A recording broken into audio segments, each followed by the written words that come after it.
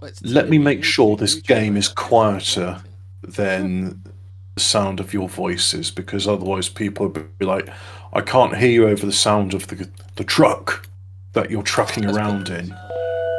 Let's do the theme Yeah. tune. Yep, there's a theme tune, but spooky, spooky, spooky Don't theme crush this. It's show. spooky music. Spooky themes for a spooky Right, there we show. go. We're up and That is running. paranormal. Do Now everyone thinks spooky, that we're probably not streaming for the rest of the evening. spooky, spooky show. But that's Right, so okay, we're all back. because again, we're broad. I say we're simulcasting on BBC Two. You know when they do like the proms and they have it on Radio 4 and BBC Two at the same time. We're back! Exclamation mark. Yeah, We're so back. Yeah. and it also So being bad. when I Dom's say in. Dom's in. Everybody's here now. Me, you, and Dom. when I say I'm simulcasting, I'm saying I'm streaming on my channel, so the audio's coming through The there audio's as well. coming through fine because Hobbit's well into the red as usual. Yeah. Well, I'm looking at my thing here, and my OBS meter's saying it's in the yellow. In fact, it's not even. Well, when I said in fact, it went yellow, but now it's in the green. I think your levels are higher. What I'm saying is that when you hear me, it's higher than the levels which I broadcast at. Yeah, but you can adjust my gain in the chat. You know, you can right click on it and change the Dom slider. says, please keep the insults flowing, but away from mum jokes, please, as I just lost mine. Oh, sorry, mate. I am going to say rest in peace, Dom's mum. Well, I was going to say, Dom, have you had a look down the back of the sofa? Usually down the back of there when you lost. What do you mean you lost your mum? Go find her. Anyway, yeah. So yeah, Dom, thanks for starting the show off with a bummer. What do you mean you lost your mother? Duh, duh, duh, duh, duh, duh. Go find her. Duh, duh, duh, duh, duh, duh, duh, Anyway, we're going to duh, cheer duh. you up, Dom, with some animal abuse stories. I love animal abuse, said Have you actually done Doctor. any research on this episode? Yes, I have. And as I was about to say before, I really need to qualify this. I really love animal abuse, said Dr. Antonio Fauci. Yeah. Not me, Hobbit. I do not approve of animal abuse, but then again, I'm not Dr. Fauci, who was the Surgeon General of the United States of the America. You know that place, the United States of the America? Yeah, the US Yeah. of the A's. Yes, you know, hello, sir. I am just as American as you are. Let me tell you about Dr. Fauci and his pioneering work into how many sand fleas does it take to kill a beagle? Fucking. The answer may surprise you. This story and more will be revealed later, but first a word from Fraser. So, Fraser, Hello. animals and what they're used for. Tell us all about it. Animals. What animals useful? Well, Oh, can I give you an example? Because this is something you were telling me earlier, right? because that's a very broad fucking category. no. What animals are used for? Well, you know, basically Fraser's saying there's so many stories of animals being experimented on. It's like, where do you even begin with this subject? And the one Well, you we were see, talking... if I was a citizen of Gomorrah, Hobbit, in like 3000 BC, Yeah. what would an animal be used for? Actually, it's called BCE, before Christ's era. Because you see, if I put in insane and military animal uses, will that that'll come out with some of this stuff, won't it? And you have to learn how to talk like someone from TikTok, don't you? Yeah.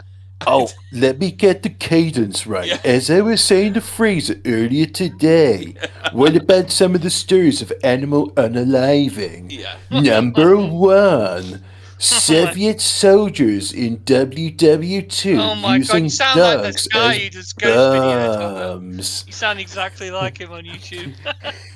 During the name... Hi there, I'm TikTok. I've got TikTok voice. You can tell that my hairstyle resembles a head of broccoli. Number one, during the 1930s, Soviet soldiers trained dogs to crawl under tanks. They have bums on their backs. Don't do that. That's annoying, Hobbit. You sound like Jason. It fucking hurts me to talk that way as well. Think? Is this a ghost store or not? Unfortunately, for the dogs, when they released in the heat of battle, animals and things like that. Why is Scooby-Doo scared of ghosts? He's never fucking seen one. Well, that's why he's scared of them. He doesn't want to see one.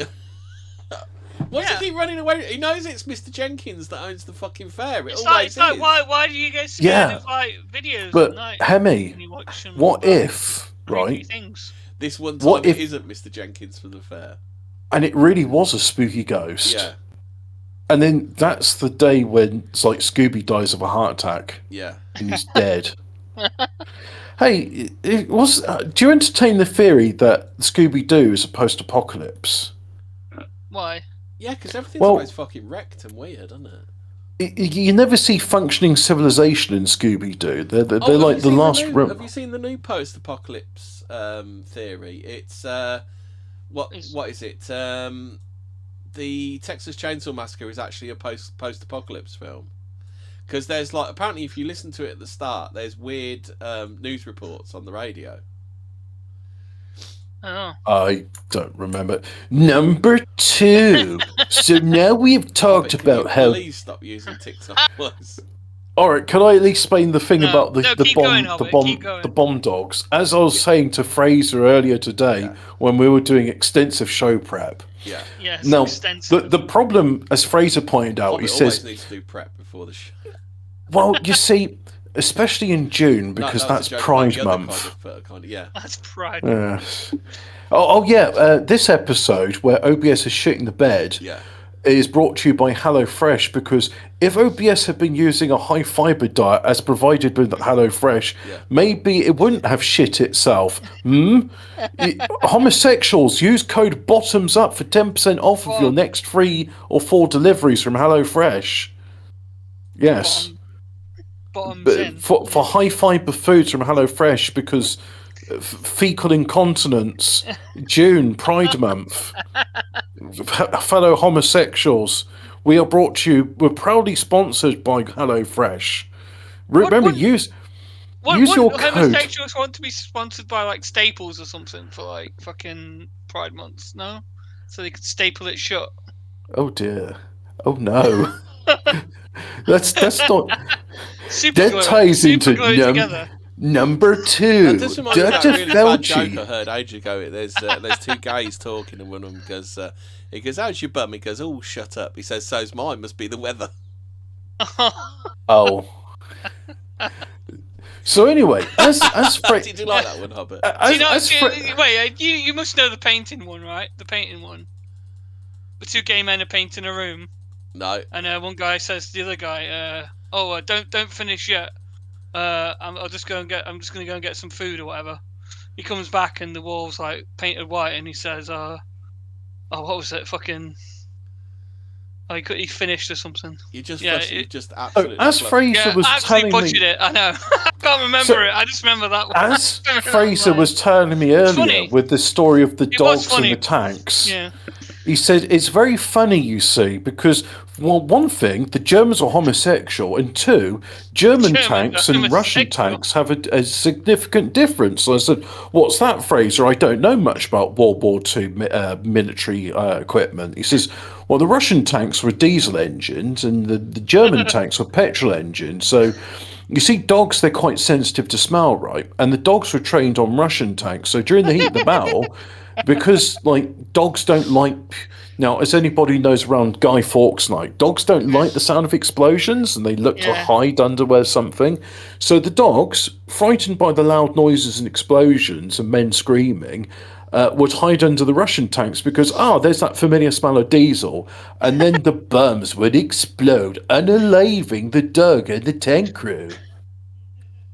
Number 2. So, Fraser, tell us more about what's this I hear about pigeon cruise missiles? Well, Fraser's going to tell us more about that, or maybe he's going to tell us about the tank bombs and stuff. Because, like I said, it's not a me episode.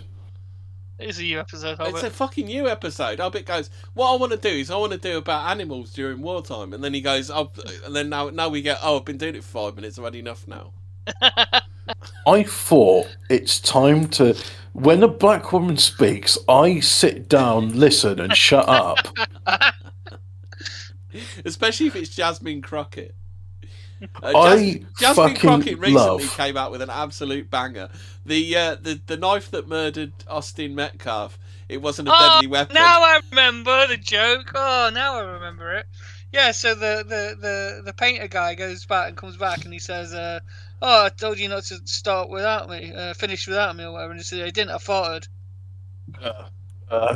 It's funny you see homosexuals. Remember, guys, we are brought to you by HelloFresh. Use code BOTTOMSUP for 10% off your next 4 orders. Yeah.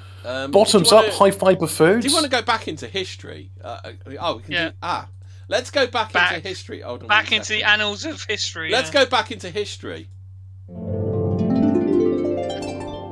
It was like it was yesterday. We get a lot of mileage out of that drop. Dogs and horses were likely the first animals used in war, but many other types of animals have been used in warfare. Hannibal famously used elephants. Were they actually any use, elephants, in war? Well, yes and no.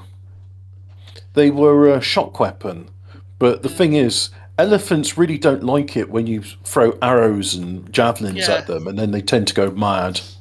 Yeah. I mean, if like that one that was like fucking Jaws that was just hunting down that Indian one.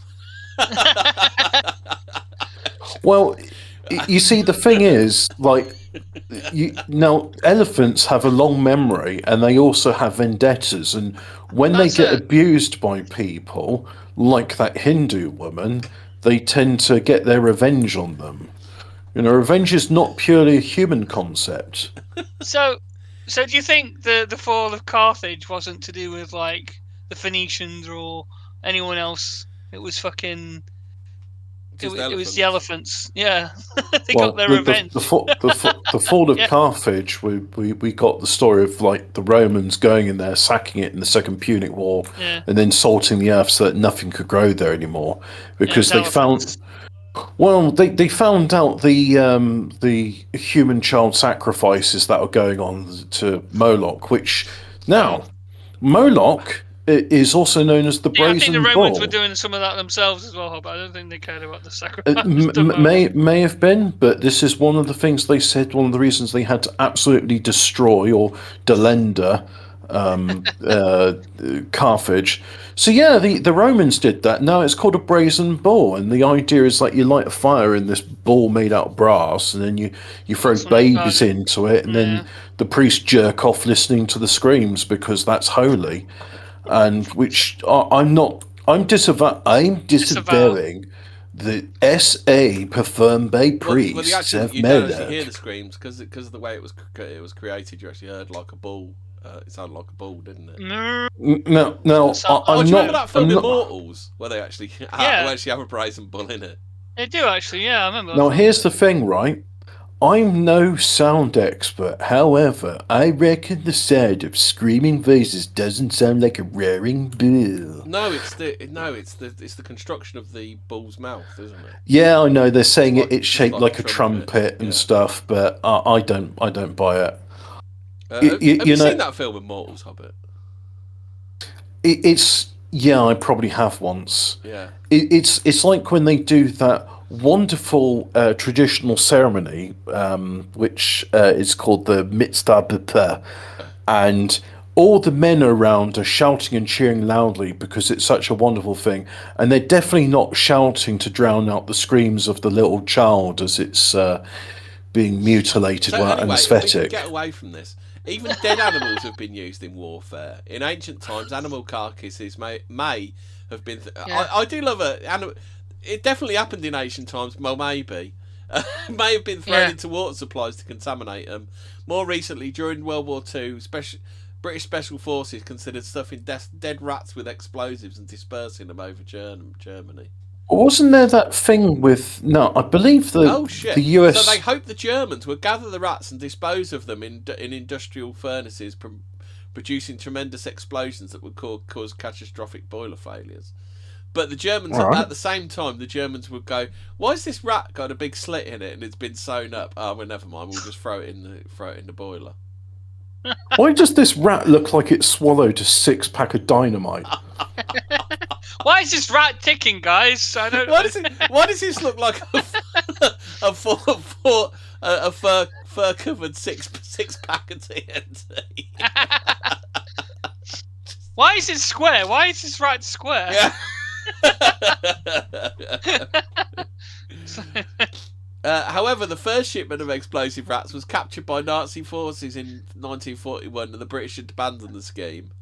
Dead rats still helped the British war effort, however. The rodent bombs were exhibited at German military schools, leading to a huge waste of time as the Germans hunted for hundreds of rats the enemy believed were distributed on the continent.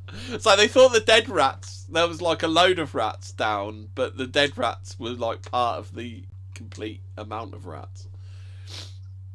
Can you imagine, like, the British War Ministry is coming to your farm or something? It's like, we need you for the war effort. It's like, yeah, what do you need? Do you need potatoes? Do you need wheat? It's like, no, we need rats. Dead rats. Loads of them. Well, I've got a bunch of live rats. Do you want me to get some Jack Russells and we'll make you some dead ones? Yes, we would prefer if they were dead before we... Didn't a pigeon get a war medal?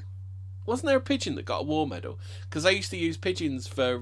carrier pigeon, yeah. Yeah, carrier pigeons, didn't they? Whilst you're looking up the use of carrier pigeons up until World War II and perhaps beyond, Fraser's got a story here about bat bombs and Project X-Ray.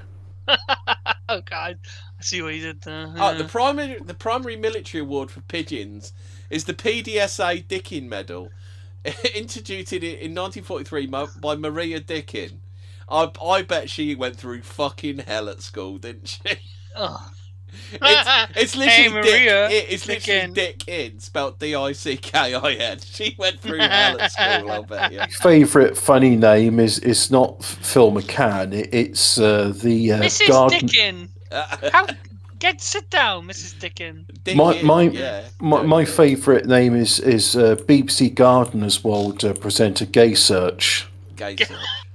Often referred to as the Animal Victoria Cross, it recognises conspicuous gallantry and devotion to duty. During World War II, 32 pigeons were awarded the Dickin Medal out of 54 total animal recipients. Notable recipients include Winky, real name of an animal. Was it just fucking knobgags, is it? Yeah. Awarded in December 1943 for delivering a message from a ditched RAF bomber in the North Sea, leading to the rescue of the crew. Cher Ami, a US Army pigeon, awarded the Croix de Guerre. What's that then, Hobbit? The Croix de Guerre? That is the Cross of War. Yeah. With a palm oak leaf cluster for delivering a critical message during the Meuse-Argonne? Is that Meuse? M-E-U-S-E, Hobbit? Yeah, sure. Anyway, why are you cucking Fraser out of his content? Hold on, I've just got a couple more. G.I. Joe was the first non-British recipient, awarded in 1946 for the most outstanding flight by a US Army pigeon in World War II, preventing friendly fire on the 56th Division in Italy. Tommy was awarded it in 1946 for carrying a message from the Dutch resistance that identified a German arms factory, enabling successful bombing raid.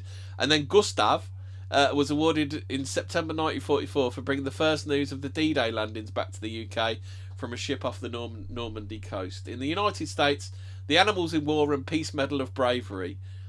The Peace Medal of Bravery... Oh, God. Fucking Yanks. Was instituted in 2019 as an equivalent honour, with several war pigeons recognised at its inaugural ceremony. I've got to say, we love our American listeners here. Remember, you can use code HelloFresh bottoms up for 10% off your next 4 orders. You can also for try high using you with your words and spelling aluminium properly. No, you see, ever Aluminium. since the Civil War, they had to ration the use of the letter U. Did they? Yeah. There is no U in team. Is that what? Well, Yeah. you see, one of the things of the Emancipation Proclamation was, as reparations, they had to give up the letter U for Carmelo Anthony. Yeah. Or Anthony Carmelo. Oh, blimey! Have you heard? I won't talk about it here, but Carmelo and Austin Metcalf's dad. Oh boy, he's got some opinions now. Does he? He's got some opinions now. How interesting. Anyway, Fraser, what's this about Project X-Ray? Hear you champing at the bit to say? Yeah. Oh boy, am I? Yes. Yes. What did this forced upon me in like 5 seconds ago? Right, guys. Right, okay. Moral of the story. Yeah, no, you see, I like to just do a bit of a behind the scenes. Oh, now you're cooking me out. Am I doing my fucking words, boy? No, I am simply doing a prologue for your content. Now, here at Fortean Words, we like to maintain the air of off-the-cuff irreverence to make it all seem like it's spontaneous, but we research these events months in advance, right? Yeah. So, any sort of thing like, oh, this has just been thrust upon me like 5 minutes ago, that's just banter, mate. That's lies. It's what we call good-natured ribbing. Yeah.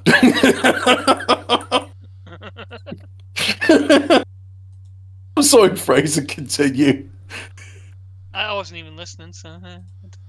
Exactly. This is how we work as a show. Is this said something about about putting on the rib condom on your boyfriend or something, and going to town? That's what I heard. Yeah. Remember, code HelloFresh, bottoms up, gay sex, hemorrhoids. Right. Okay. So if I'm going to have to read this, okay, we're talking about bat bombs, baby. And not the bat bombs. Not Batman bombs. Batman bombs, yeah. Did the B-52 sing about bat bombs? No, they sang about rock lobsters. And bat bombs. Okay, so the bat bombs were an experimental World War I. Oh wait, no, 2. Wait, is that a 2? That's a 2. Weapon developed by the United States. The bomb consisted of a bomb shaped using with 1,000 compartments. Whenever I think of bat bombs, it always makes me think of the Batman 1966 movie. When he's running all over the pier with the comedy Acme bomb, and then he goes, "Someday you just can't get rid of a bomb." That's a great line. That is. Each of these was containing a hibernating Mexican free-tailed bat with a small timed incendiary bomb attached, dropped from a bomber at dawn. The casings would deploy a parachute in mid-flight and open to release the bats, which would then disperse and roost in eyries and attics in the 20 to 40 mile radius. The incendiaries, which were set on timers, would then ignite and start fires in inaccessible places in the largely wooden and paper constructions of the Japanese cities that were the weapon's intended target. United States Navy took control in August 1943 using the code name Project X-Ray.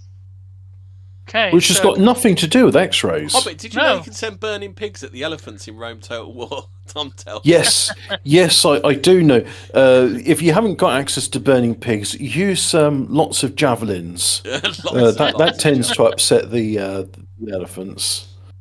Okay, so the conception, the bat bomb was conceived by Lyle S. Adams, 1881 to 1970. Oh, you lived a long time. A dental surgeon from Irving, Pennsylvania, who was an acquaintance of the First Lady Eleanor Roosevelt. Acquaintance, eh? Fucking hell. The inspiration. I've got one about Genghis Khan when you're done, Fraser. So the inception session was a trip he took to Carlsbad Caverns National Park, is home of many bats. Adams wrote about his idea of incendiary bats in a letter to the White House in January 1942. No more than a month later, the attack on Pearl Harbor, Adams was intrigued by the strength of the bats and knew that they roosted before dawn. He also knew that most of the buildings in Tokyo were constructed of wood instead of concrete. He believed that if the time-release incendiaries could be attached to bats, some kind of container holding them would be dropped over the city after dark, and the bats would simply roost and burn Tokyo to the ground. In his letter, Adams stated that the bat was the lowest form of lowest form of animal life, and until now, reasons for its creation have remained unexplained. I hate bats. I should use bats to burn down Tokyo. Bats! Bats! So in 1207, during the Mongol Hemi, I know you're champing at the bit for that, but I have something that segues nicely into that, right? Out. No, I'm like I said, co-hosting. So now we've been on the subject of using. Now we're using on the subject Mr. Supervisor. Fucking Well, I'm simulcasting. I'm not even finished yet. Sorry. Hobbit wants to speak to the management of Fortean. Now I know how fucking Hemi feels being interrupted all the time. You're interrupting me. Now you know how Hobbit feels when I interrupt Hobbit all the time. Now you know how I feel when I interrupt Hemi. I can't live like this, ladies and gentlemen. I can't. It's too much. We can't keep carrying on like this, interrupting minds. So he went on to espouse that bats were created by God to await his hour to play their part in science in the scheme of free human existence. And to frustrate any attempt of those who dare desiccate our way of life. Is this what inspired Batman? Oh, I'm guessing that in the previous, in an alternate universe, yes, this guy would have grown up to be Batman. Is that? All we needed is the speech like Batman did, where he says the Japanese are they superstitious and cowardly lot. There was a 1940s Batman show. What it was like? Let me use my patented bat bombs to set fire to the Joker's lair. Let me also engage in casual racism towards Chinese people. It's like, Batman, why are you patenting bat bombs, and doesn't that require the use of your name, and which people can search? The 1943 Batman, he wasn't that keen on the what's he called him, the Yellow Peril? Is that what he called him? Yes, he was talking about, I believe the costume for Harlequin was yellow at the time, and definitely not anything else that could be misconstrued definitely as... not a Mexican man with his eyes taped back. I like how they all had glasses and went asso, and had the buck teeth, and it's definitely not like a stereotype or anything. Okay, this is getting interesting now. Okay, right. Okay, so President Roosevelt passed a letter to William J. Donovan, Director of the Office of Strategic Services, in which he attached a cover letter which read, "This man is not a nut. It sounds like a perfectly wild idea, but it's worth That's the time always a looking good start. into." Yeah, Donovan was enthused by the idea of and instructed Stanley Platt Lovell to use the Research Development Branch to pursue the initial designs and development. Lovell, a close aide of Venar Bush, assigned the project to Division 19, of the National Defense Research Committee. That's George W.'s granddad, isn't it? That's what I'm saying. They're all fucking connected, aren't they? Like fucking. Prescott Bush was also a bit busy at the time. Who's Prescott? It's a small world, isn't it? You know. He was, I think, the lead. No, that was Smedley Butler. I meant related wise to George W. Great uncle, I think. So what you're saying is the Bush family are closest thing to like an aristocracy they've got, like. That's why they didn't really like the Kennedys, because the Kennedys were like a new dynasty, new political dynasty, weren't they? Yeah. Also known as the Sandeman Club, of which the OSS and R&D had commanded authority. The Sandaru Manu Club. On Shadow Lovell and Chief of Division 19 recruited Harvard zoology professor Donald Griffin onto the project. Cladwell and Lovell were both affiliated with Harvard. The plan was subsequently approved by President Roosevelt on Griffin's advice. After government approval, after Roosevelt gave the project his approval, it was regulated to the authority of the United States Army Air Force. Adams resembled the workers for the project, including mammologist Jack von Broker, actor Tim Holt, a former gangster and a former hotel manager, among others. Von Blocher, his assistant Jack Chauffeur, and Ozio Wiesel. Wiesel, eh? A scientist self-described described bat lovers noted that it did not occur to them to question the morality of the ecological consequences of sacrificing a few million bats for the duration of the project. Many members enlisted in the Air Force, where Adams quickly promoted them to acting non-commissioned officers. The team had determined several variables to make the project feasible, including what kind of incendiaries could be attached to the bats, as well as temperatures at which to store and transport them. The bats had to be kept in hibernation while they were shipped. To accomplish this, they were stuck in ice cube trays and cooled. Yes. They had to decide what species of bat to use for the bombs. After testing several species, the Mexican free-tailed bat was selected. Adams had to ask for permission from the National Park Service for Griffin to harvest large numbers of Mexican free-tailed bats. For the war effort, we need all your bats. Give us the bats. We need them now. While original plan was to arm the bats with white phosphorus, American chemists... Oh, lovely. Yeah, it gets better. Was that Mr. Wiesenthal that came up with that particular suggestion? No, American chemist Louis Flusser. Louis Flusser. Okay, listen. Louis Floozy. Griffin's former roommate at Harvard joined the team, and white phosphorus was replaced with his invention, napalm. Is that one of those fucking segues from Family Guy? Oh, do you remember that time you destroyed Japan with the bats? Do you remember that time when you invented napalm with your roommate and you put it to bats? Oh yeah, I do. Tests were used to determine how much napalm an individual bat could carry, determining a 14 gram. It's just imagine a montage, right? Where they're like putting different weights of napalm onto the bats, and they're playing the Rocky music. It's like, come on! And he's got this little bat, and he's flying up the stairs, and then he gets to the top of it, and he's doing the bat Rocky pose, going, Adrian! But he's a bat, so it's an African or a European bat. Is it laden or unladen? They have a coke. They should have used that as swallows, shouldn't they? Because they can hold a coconut.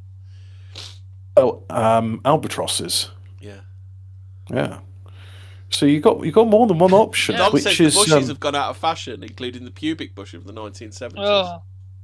You know, bushes just don't hold the appeal they once did. Yeah. So, bats, hey.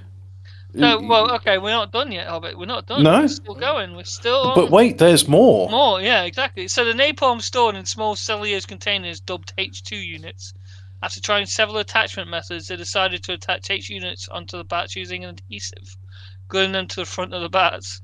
The bomb carrier was a sheet metal tube approximately 1.5 meters, 5 feet in length. Inside the tube was fitted with 26 circular trays, each of which was 76 centimeters, 30 inches in diameter. In total, each bomb carrier could hold 1,040 bats, and was planned the carrier would be deployed from an airplane descending to an altitude of 1,200 meters before deploying parachutes. The side of the bomb carrier would then fall away, allowing the bats to disperse.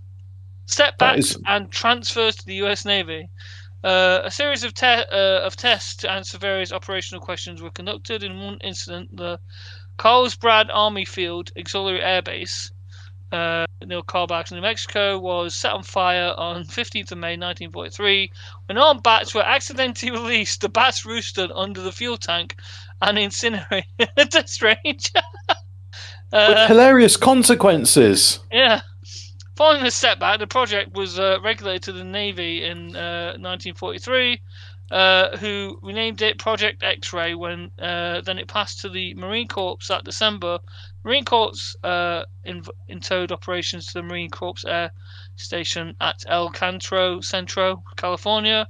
After several experiments and operational adjustments, a definitive test was carried out of the Japanese village, a mock-up of the Japanese city built by the Chemical Warfare Service at their Digway Proving Ground test site in Utah.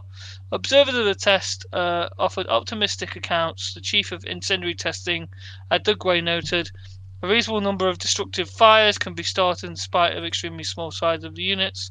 The main advantage of the units would seem to be their placement within the enemy structures without the knowledge of the householder or fire watchers, thus allowing the fire to establish itself before being discovered. National Defence Research Committee observer stated it was concluded that that X-ray is an effective weapon.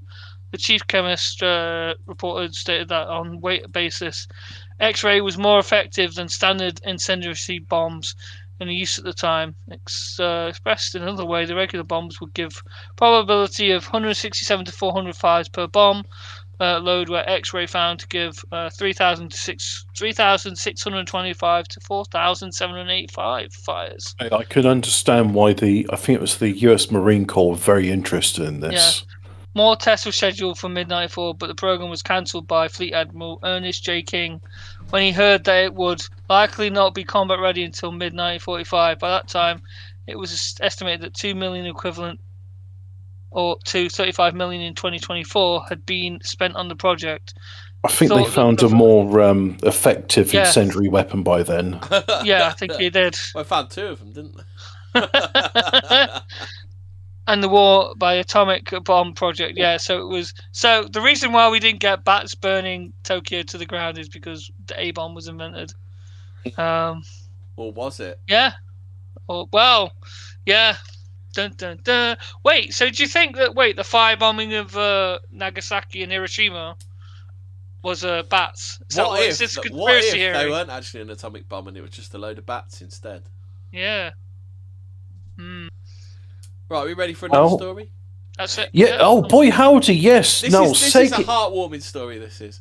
I was going to do a story that you could do because this one will be really quick. Go on then, a bit. It's ever so quick, right? So this wasn't the only. Then, Mister, I don't want to do any of this episode. Yeah, I don't want to do anything today. Yeah. That was just to lure you into a false sense of security. Okay, Mr. Supervisor. Now, this wasn't the only time that animals were used in war. There was Project Pigeon, which was later named Project Urcon for Organic Control.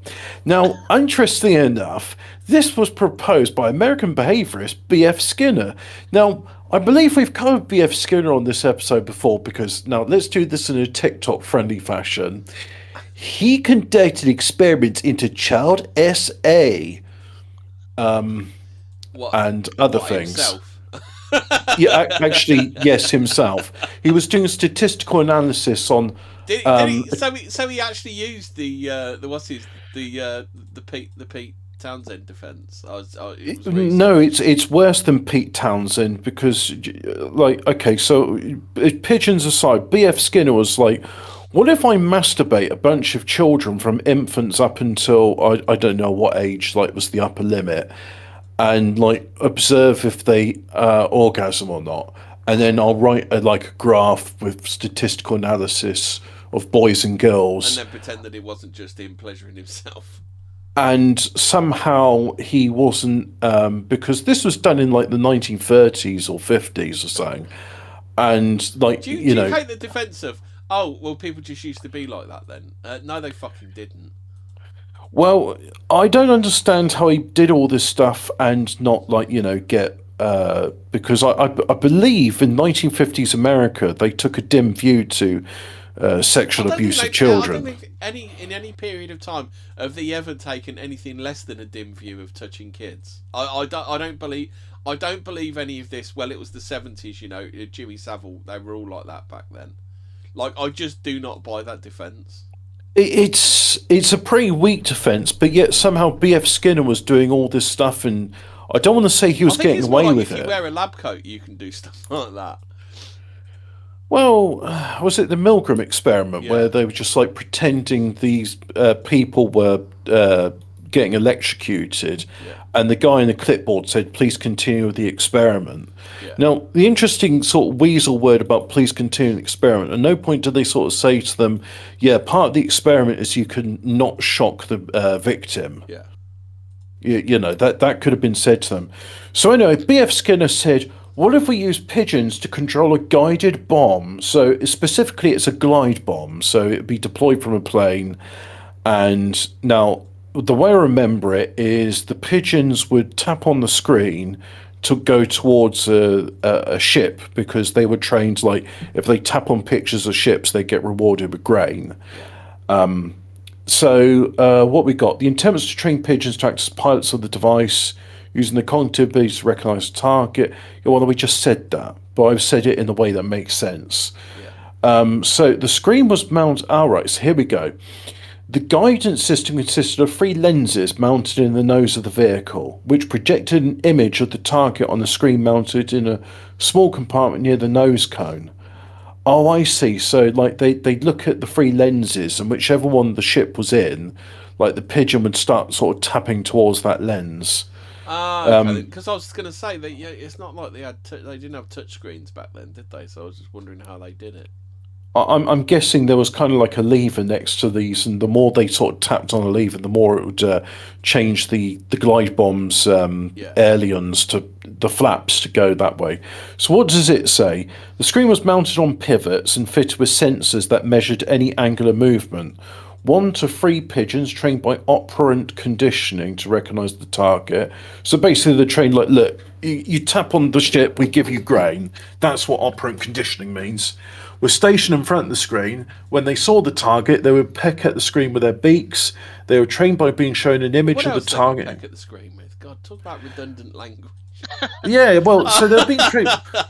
Well, oh boy, have I got some redundant language for you. They were trained by being shown an image of the target, and gradually more and more rapid pecks were required for the screen with their beaks. They were trained by being shown an image of the target. Dom says, I think incendiary is the word of the day. Combine it with a noun of your choice and you have a punk band. Oh, incendiary Belfast. Probably not say that. Keir Starmer, I'm a peaceful man, I want peace.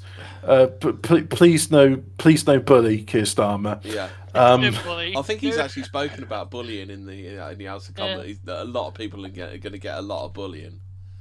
Unless they saw people's heads off, then you don't get any bullying whatsoever. Yeah. Well, Keir Starmer, this is a no bully zone, so you're not allowed to bully me. Yeah. No bully, please. Now, here we go. They were being trained by showing an image of the target. Gradually, more and more rapid pecks were required for the screen with their beaks. They were trained by being shown an image. Yeah, I said that. So they're given a grain of food as the reward. One bird pecked more than 10,000 times in 45 minutes. So that was noted by B.F. Skinner. Was that Hammy in a previous life? Food.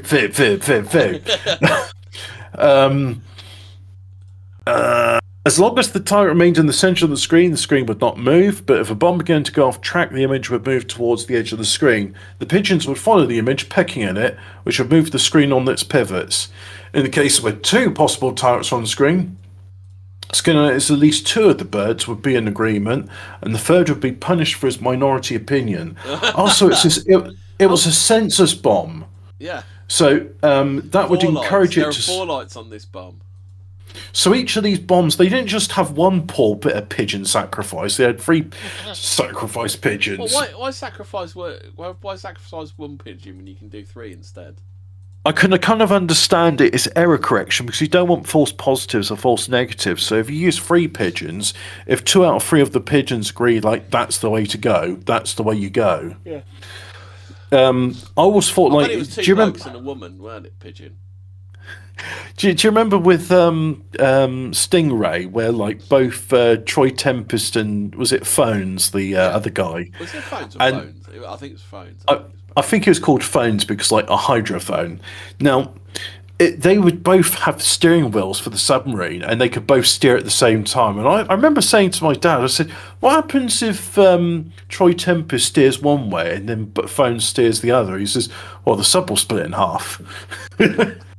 So, was the other one just like a spaz one, like just to keep Phones happy? I think I'm doing things. I'm helping. It's like when I'm playing Bomberman with my cousins. That's a story which that's the deep family trauma. That is a bit. I don't think you need to be airing it on this show. Look, I'll just in brief, right? This has happened to cousins and siblings throughout time, right?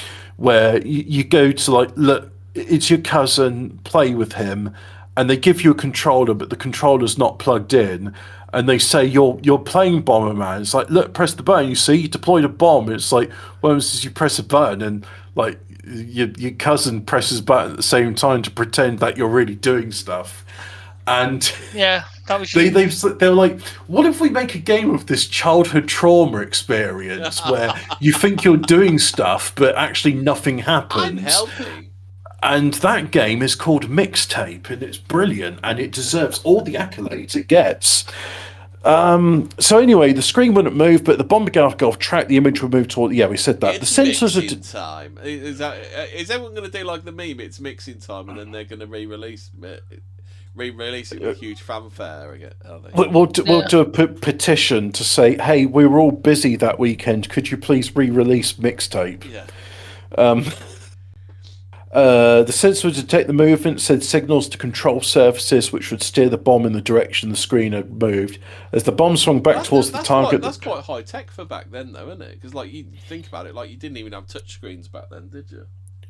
Well, I'm thinking it's kind of like the tapping is enough to make like the flight stick move, and that's how it's done. Like I've seen something similar where it doesn't result in the pigeons being blown up. Where have you seen that when they're training dogs to drive cars and they can hold onto the steering wheel if the steering wheel gets like Velcro pads put on it, then they can have enough grip on the thing. Yeah, the dogs, they're quite happy. They follow their trainers around. The cars don't go faster than walking pace. And they can even train rats to steer cars. Oh, shit. Well, were they going to train rats to drive? They were going to train rats to drive something. Do you remember that? It was a story a couple of years ago.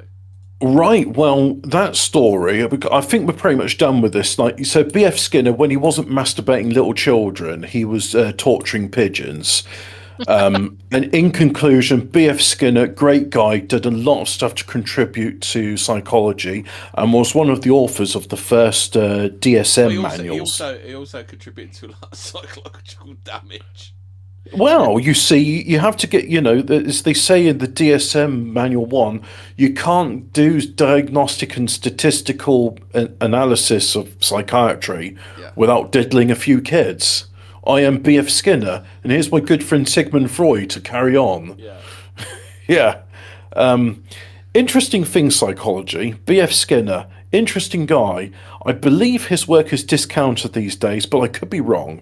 He could still be current. They said they were going to bring back vacuum tubes. So you know those vacuum tubes they have in shops where they put the notes in it and Hemi, upstairs? I'm fucking wrong, actually. I'll respond to you a bit. Yeah, so Skinner was awarded the 2024 Ig Nobel Peace Prize for his work on the project. His daughter Judy Vargas received the award in his stead. Is quoted as saying, "I want to thank you for finally acknowledging his most important contribution. People only know him for discovering operant conditioning, schedules of reinforcement, and for books touching kids." And for books like Walden 2, Verbal Behaviour, Beyond Freedom and Dignity, B.F. Skinner, My Guide to Masturbating Children for Statistical Analysis, and more. Even the B.F. Skinner Foundation fails to put the missile on its hat. So thank you for finally putting the record straight. Oh, the B.F. Skinner Foundation, what accolades does the B.F. Skinner Foundation have? Well, there's masturbating children. There's also the Milgram experiment. There's MK Ultra. Oh yeah, but never mind the pigeon bombs. No, we're not interested in that. That's kind of, fuck that, I guess. oh God, Hemi, I know you want to do your medieval stuff, but I've just seen an article here. Do you want to just read like the first bit? Fuck me. I shouldn't laugh, right? Blue Peacock, renamed from Blue Bunny and Brown Bunny, was a British tactical nuclear weapon project in the 1950s. The project's goal was to store a number of 10 kiloton nuclear landmines in Germany. These mines were intended to be placed on North German plane and detonated by wire or an 8-day timer. In the event of Soviet invasion from the east, Blue Peacock was designed after the free-falling Blue Danube, and I love Blue Danube's a great piece of. It is, but shall I say that, like, how the bombs worked, right? One proposal suggested that live chickens would be sealed inside the casing with a supply of food and water. They would remain alive for approximately a week. Their body heat would apparently have been sufficient to keep the mine's components at working temperature. Yeah. This proposal was sufficiently outlandish that it was taken as an April Fool's Day joke when Blue Peacock file was declassified on the 1st of April 2004. Tom O'Leary, head of education interpretation at National Archives, replied to the media that it does seem like an April Fool, but it most certainly is not. The civil service does not do jokes. The civil service is a fucking joke. The chicken bomb, I'll stick it up. That picture I did have it was a pigeon called Commando, and he flew no end of missions. I just, like, you know, what if we used a chicken to keep the bomb's internals from freezing? That's one way of doing it. There you go. There's the internal of the pigeon bomb of it. I didn't know if you'd say you'd seen it or not. I just wanted to do a wholesome Chungus Reddit episode about animal abuse, and instead I was reminded that B.F. Skinner exists. Yeah. So, in 1207, let's go for this one now. During the Mongol assault against the Tanga, something like that, kingdom of Hasasa. How the fuck are you supposed to say that? HSIA. How are you supposed to say that? I do struggle with those Mohammedan names. I think it's it's Tibetan. It's Mongolese. Threat, he offered to break the siege of Volahai in exchange for a tribute of 1,000 cats and 1,000 swallows. If you know anything about Genghis Khan, you may know where this is going. Does anybody know where this one's going? Actually, no, I don't. So tell me more. Genghis Khan is said to have then lit them ablaze and unleashed them in a torrent of live fire. The mortified animals set fire to the city in hundreds of locations at the same time, while the defenders battered the fires. The Mongols breached Volahai's walls and conquered the city. At least that's what the tour story tells us. We'll let you decide if you believe if it's real or not. I'm going to go with yes. Oh shit, yeah, the burning pigs, that's mentioned in here. So that was Alexander the Great that used to do that. I'm told apparently there's no such thing as war dogs. That was, well, I say that, but then again, I'm thinking the people that told me that was probably Snopes, because it's attributed to Shakespeare, where he says, like, cry havoc and let slip the dogs of war. So how about this one then? They did use pigs to frighten away battle elephants, but apparently battle elephants don't like pigs squealing. Not many people do. Yeah, so it's not mice they're scared of; it's pigs. Do you remember the cartoon? Well, it was always mice. Well, the other thing is like the cavalry, which medieval Europe used extensively. In fact, a lot of people used extensively because horses are kind of useful like that.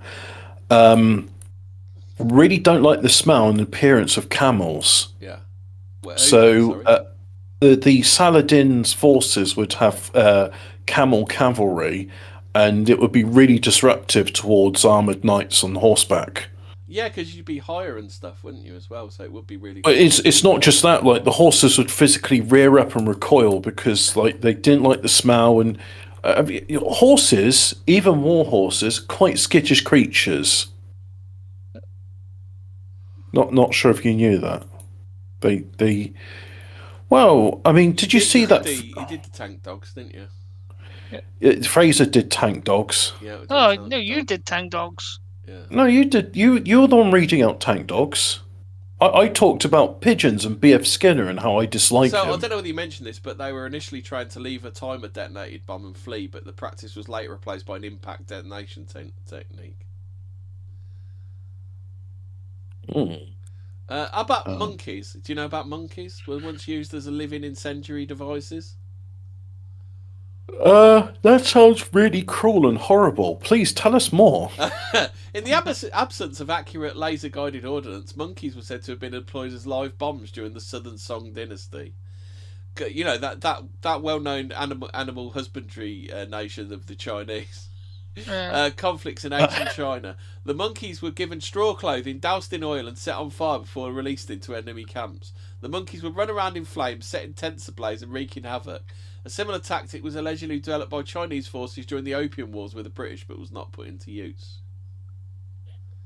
You know, like when they're saying, "Oh, isn't it terrible what the Japanese did to the Chinese?" And I'm thinking to myself, well, the Japanese know what the Chinese are like. Maybe I'm not saying it was justified, but maybe it can be understood. I'm not saying it's justified. I would never say such a thing. But also, I'm saying, like, you know. So, how about, have you heard of what's this one called? Acoustic Kitty, the Acoustic Kitty Project. Have you heard of this one? Oh, is it where you torture cats so they scream really loudly? And that will demoralise your enemies. You do torture cats, but in a different way. Yeah. After considering several options, the CIA selected the Acoustic Kitty Project. In order to carry out their scheme, they had a cat surgically altered by implanting listening devices inside it. Acoustic Kitty, one of the first examples of a cyborg animal, had a microphone implanted. This is like a 1960s microphone. So the cat probably had two heads or something. Well, so basically, they ripped out all its guts and put this massive fucking Baker-like microphone in the abdominal cavity. How wholesome, Chungus. Had a microphone implanted in its ear and a radio transmitter implanted at the base of its skull. The vet also wove an antenna into the cat's fur. The CIA hoped the cat could be trained to sit near foreign officials and secretly transmit their private conversations. But when they were listening in, the Mormon CIA operatives, like, all this cat's going is meow, meow, meow, meow. I think it's in pain. Meow, meow, meow. Well, obviously, cats are unfortunately difficult to train, as any cat owner can attest. They're independent. I don't believe that, Hemi. Find their owners. During the cat's initial test in a park in Washington, D.C., the agents gave Acoustic Kitty the job of listening to a conversation between two men sitting on a bench. Instead of obediently sitting near the men, Acoustic Kitty wandered into the neighbouring street and was struck by a car. The cat's premature death put an end to the show, and cats were never considered for such projects ever again. I always feel like the cat was just like, fuck you, kill me now. Yeah, it sounds like it. The cat was literally doing the fucking bit from Alien Resurrection, wasn't it? Kill me, kill me. It's almost as if that cat was just like out of spite. It's like, look, if I unalive myself right now, this animal abuse won't continue. Have we done dolphins yet? Oh, boy, howdy. I love dolphins. Tell me more about how American and Soviet navies did experiments with dolphins. So they did those dolphins and sea lions to go on marine patrols. The marine animals are chosen because they're smart and can be trained to use their excellent low light vision and underwater directional hearing to allow them to detect and track underwater targets. Perhaps the best military skill a dolphin has is its echolocation. Its ability to rape. Is that his best skill? His ability to rape. We made it a whole hour before saying my favourite word. It would be an episode of Fortean Words without saying oh, we do have fun when we talk about animal abuse. the marine animals. I've done all that. Hang on, Hemi. It might be a bit late for it, since we're an hour into the show now, but. Content warning. In this episode of 13 Words, we'll be talking about depictions of animal abuse and rape yet again. Yeah, but this time it's okay because it's the dolphins that are doing the raping, so it's all right. Do you remember the actress Bo Derek? Who was a bit of a hottie in the 70s. She did this film. I think it was 10 with Dudley Moore, and there was a scene where she had to be in with a dolphin, and the dolphin, should we say, just got rather amorous. Yes, it's women, isn't it? They like to they get fruity with women, don't they? I think they get fruity with humans in general. Yeah. Imagine that, you're out there saved by a shark and then you get raped by a dolphin. It's like, oh, Flipper, you've saved me. Yeah. E. Translators like, it's not your day, human. So they were chosen because they got low light vision and underwater directional hearing to allow them to track and detect underwater targets. So echolocation was useful. Dolphins also use their eyes underwater, but they can imagine things they can't see by making a series of high-pitched squeaks and listen. Actually, let's go on a wholesome tangent for a moment. I heard this podcast once. I can't remember where I heard it. It's about this guy who was struck blind by some sort of virus or something, and he actually taught himself echolocation. Blind people can use echolocation. I saw that guy. Yeah. He was clicking, and he was clicking with his left and right hand, and then comparing like the sounds in his left and right ear to figure out. His mum was like, well, you may not be able to see, but I'm not going to let that stop him do anything. His mum used to let him ride bikes and climb trees and all kinds of shit. Yes, so look, it's up to him, and he's decided that's what he wants to do. And who am I to say no, Timmy? You're blind. Yeah, really, really great thing. And then he, I think he's probably dead now because this was a while ago, and I don't think he was exactly young at the time. But he used to teach other people how to do it as well. Yeah. I don't want to say many such cases, but more than one such case. So. Teams of US Navy handlers take dolphins on patrol. I bet the ladies don't take them on patrol. Navy harbours and other shipping areas to look for threats like marine mines or limpet bombs that are actually attached to the hulls of warships. The dolphins are taught to look for particular things and notify the handler by pressing a positive response paddle. The dolphin's in a boat? If the dolphin spots a suspicious object, it's given an electronic transmitter in a nose cup. The dolphin attaches the transmitter to the mine, and the Navy demolition teams can later check the object and clear it. Nice. During the Persian War and the Iraq War, Navy dolphins were used to help clear the mines from the port of Qasar, River Phoenix, in southern Iraq. My husband, River Phoenix. Qasar, it's called. I think it's Qasar, Qasr. Actually, Qasar is not there. Actually, in southern Iraq, these skills came in very handy. The dolphins. Oh yeah. So that's that one I found. Going to the country, gonna find me a bunch of dolphins. Yeah. What else we got? Flaming camels as well. I found there. Nice. Fuck me, I love flaming. Oh, Fraser. The Mongolian chieftain Timur invaded India in 1398 because when you got Mongolia, that's the kind of thing you do. He marched on Delhi and was met by the army Sultan Mahmud Khan, who had 120 war elephants at his command, covered in armour with giant scimitars attached to their tusks. But that's not the insane use of... Oh, God, they're being folksy, Hobbit. But that's not the insane use of animals we want to talk about here. Because do you know what Timur used to counter these unstoppable killing machines? Camels. Flammable camels. Oh, God, this is awful. Yeah. Do it with the TikTok cadence. Flammable camels. To be fair, he does look a bit like George Floyd.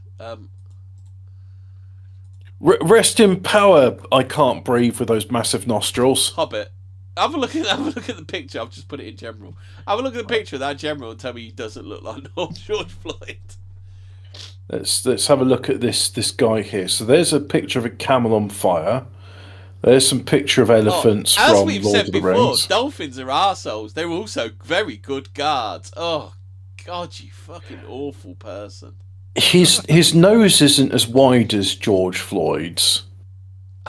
And he hasn't got those. Now, I believe in the case of Soviet dolphin, I found some Soviet dolphin experiments. I've got to read this first and then read it back because I cannot read it in the cadence that it's written in.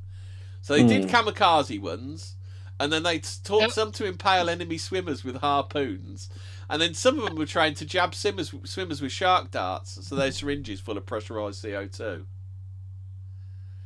Oh, nice. When CO2 was injected, pressure of 3,000 psi would enter the swimmer's body, forcing his guts out of his mouth like a tube of toothpaste. Oh, how wonderful. I'm really happy about this.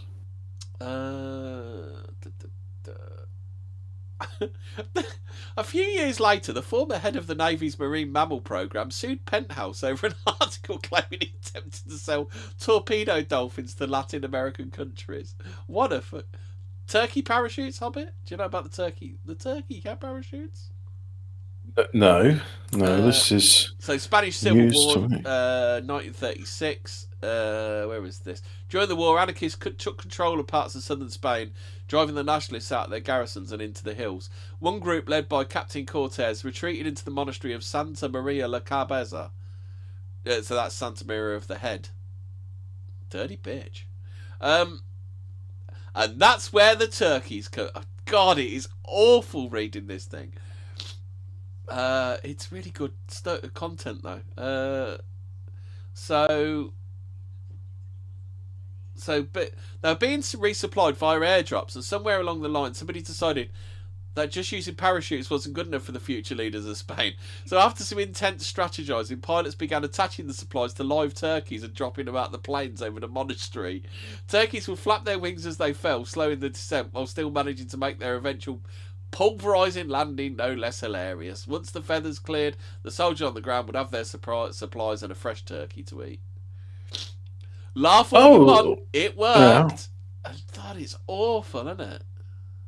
Laugh all you want at turkeys being abused, plummeting to their death. Yeah. But it's really funny. Mares in heat used to distract war horses. You heard about this one? Fraser! You gotta read this one. What one? No.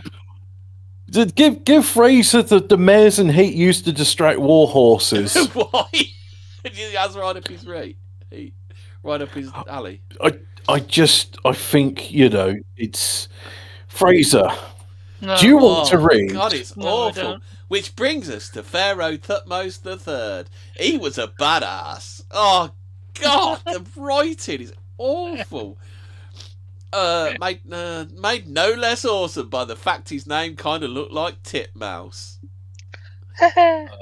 Oh, God. He was a military genius. I'm trying to turn this into English. It's awful.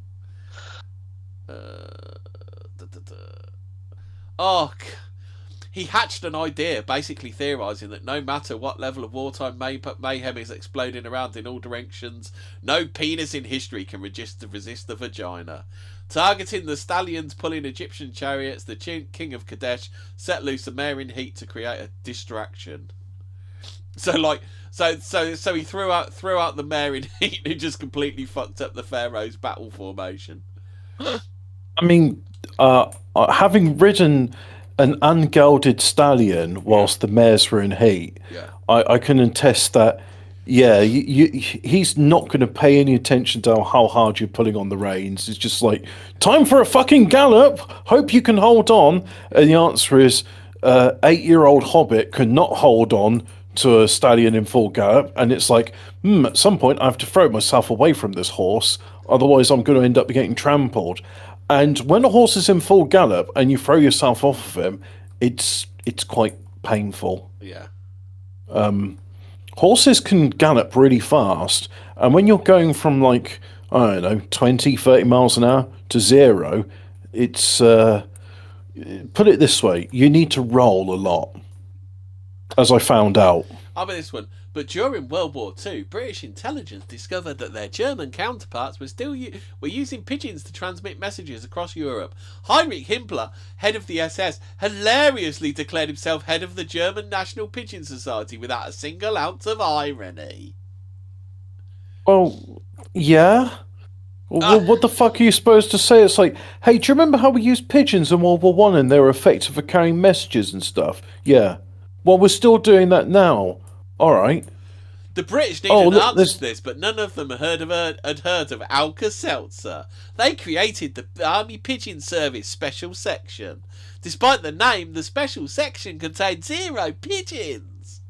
The unit was actually made up of peregrine falcons. Peregrine falcons are the fastest birds in the world. They hunt by flying high.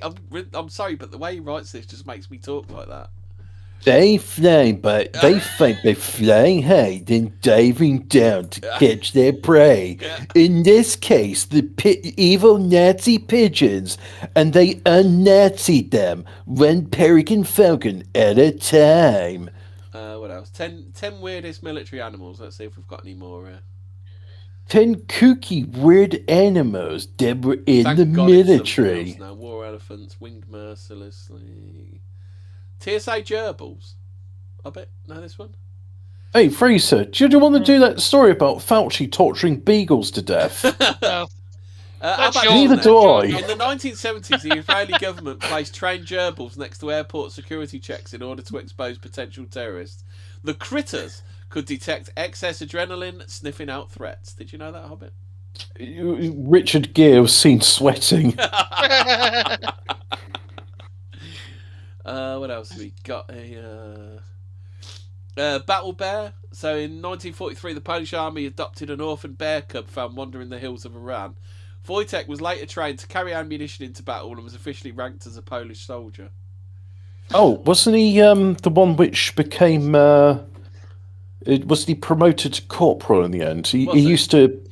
Well, he was like a private to start with, and so he'd be in the trenches with these Polish soldiers, and he could see that they were loading ammo, so he would pick up crates of ammo from the lorry. Sorry, let's code a truck to the American audience.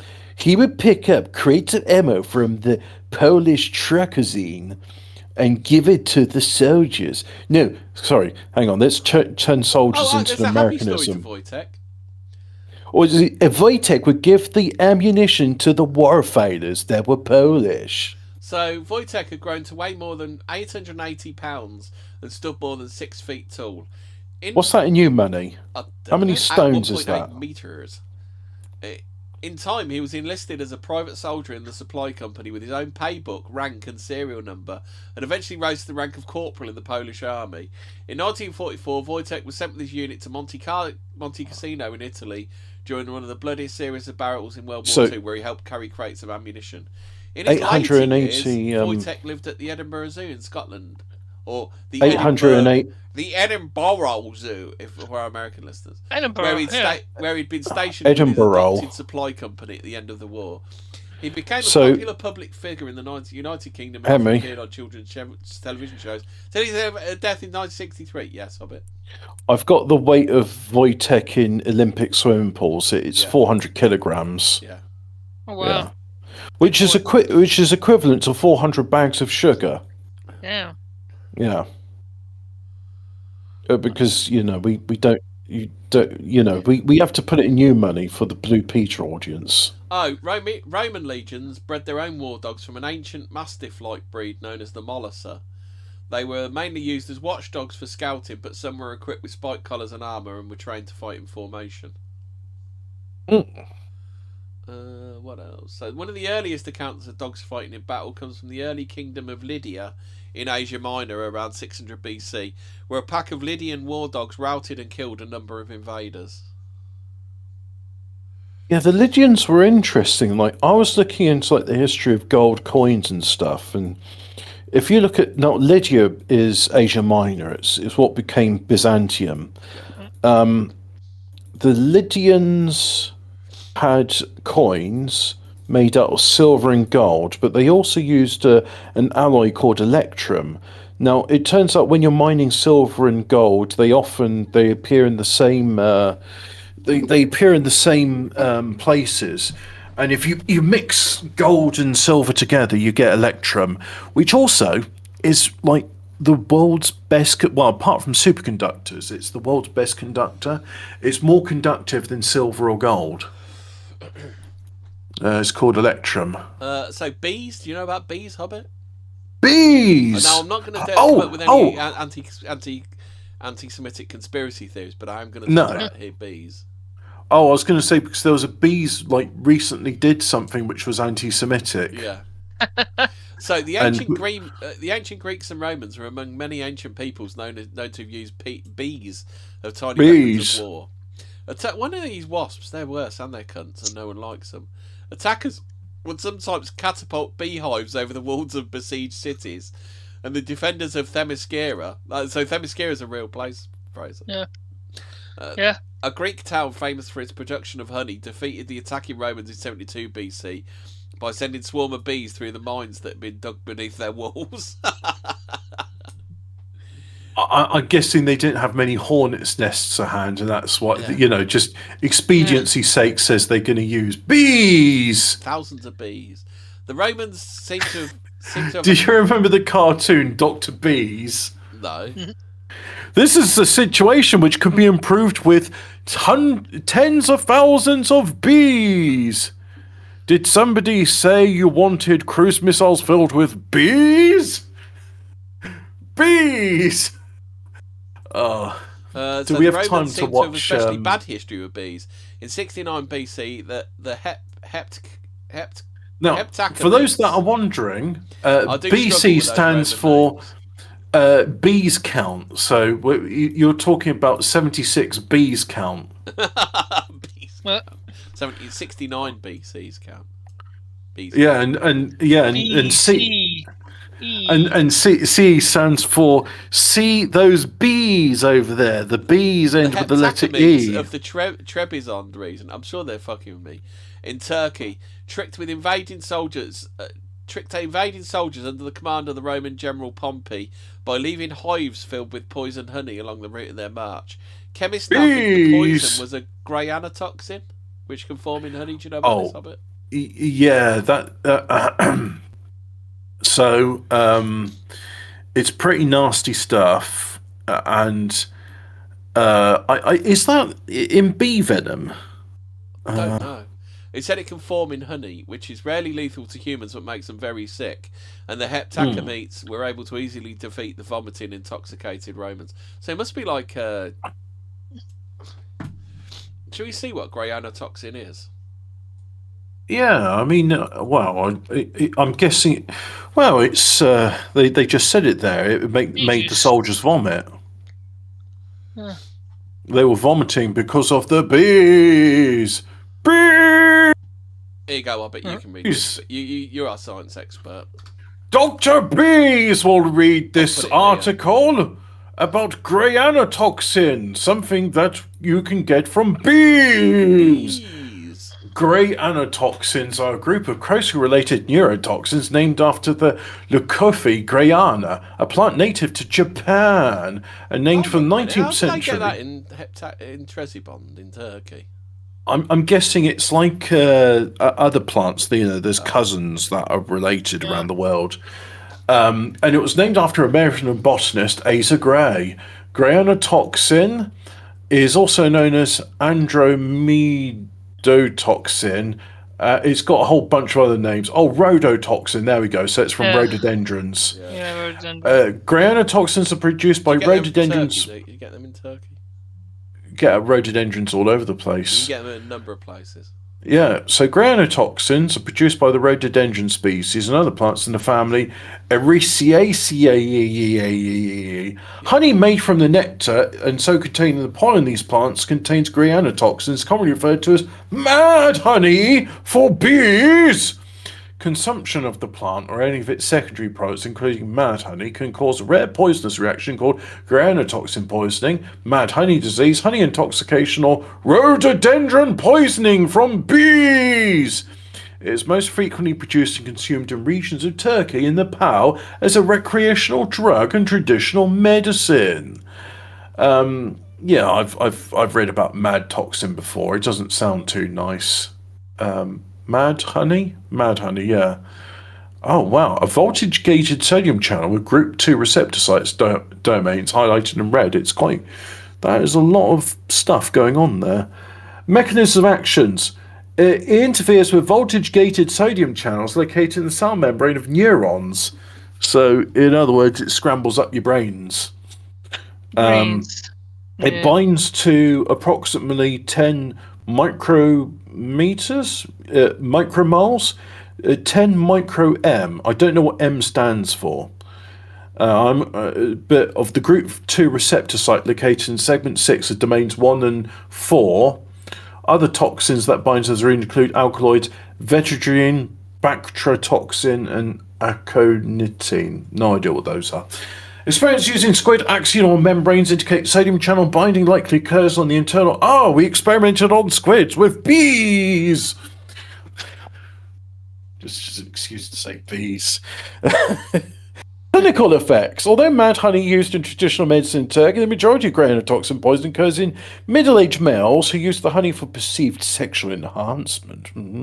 Slowing of the heart rate and lowering of the blood pressure are typical effects reported in one review of cases. Dizziness, nausea, fainting, weakness are reported as common neurological outcomes. Other early onset symptoms may include doubled and blurred vision, hypersalivation, perspiration, paresthesia. What is paresthesia?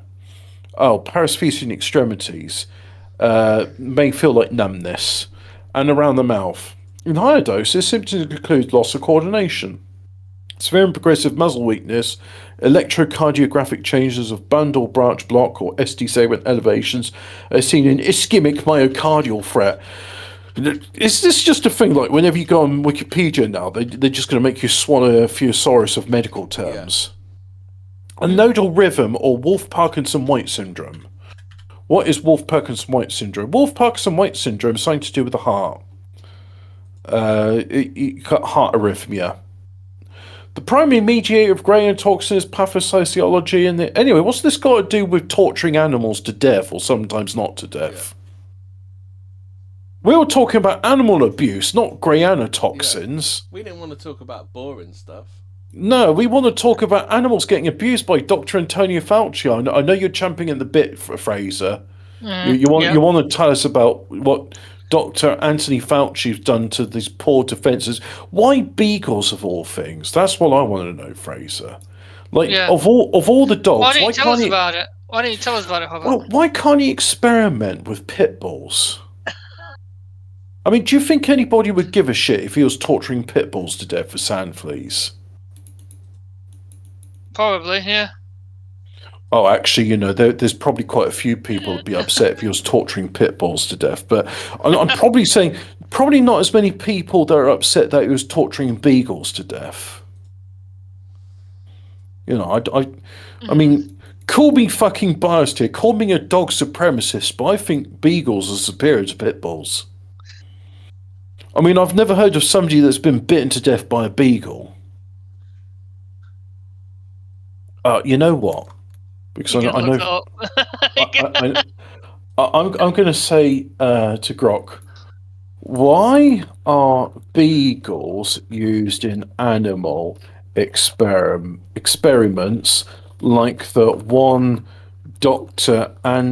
Anthony Fauci did with sand fleas and not other breeds like pit bulls?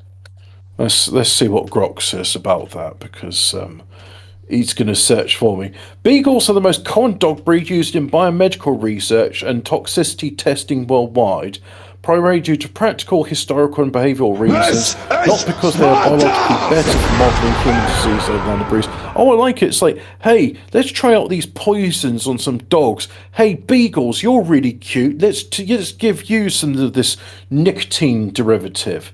Main reason beagles are preferred size. They are small to medium, typically 20 to 30 pounds, which makes them easier and cheaper to house, feed, transport, and handle in large numbers compared to bigger breeds. Docile and cooperative in temperament. Yeah. Beagles are friendly, even-tempered, and generally non-aggressive. They tolerate handling procedures and lab environments well without fighting back or becoming overly stressed or aggressive. It's repeatedly cited by both researchers and critics.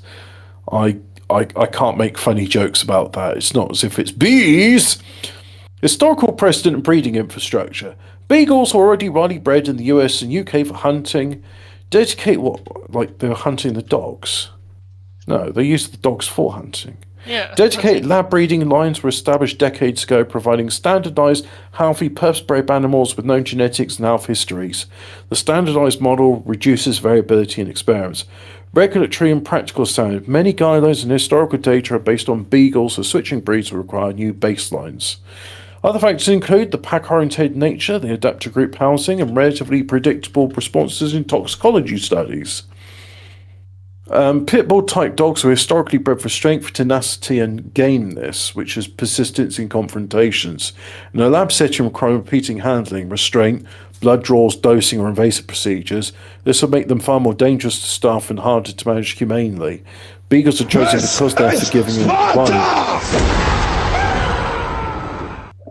Size and strength. Larger, more muscular breeds require more space, food, and stronger handling. Standardization of ethics and public perception.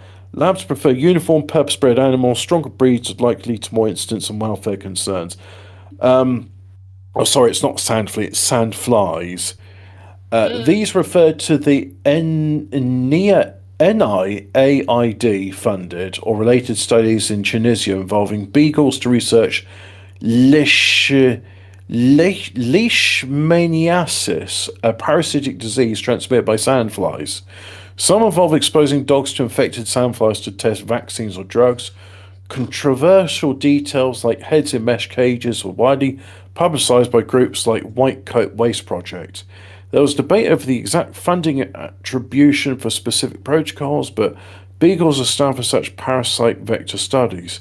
This sits the broader pattern. Beagles are used because research can reliably work with them and child repeat. Animal testing in general, including on dogs, is heavily regulated but remains controversial. Efforts are ongoing to reduce dog use for alternatives like organ-on-chip tech, computer modelling, and other species. Numbers of lab beagles in the US have declined significantly over time, which means it's still ongoing. Much like circumcision, but that's a story for another time. Should you circumcise your beagle? We asked Dr. Tony Fauci.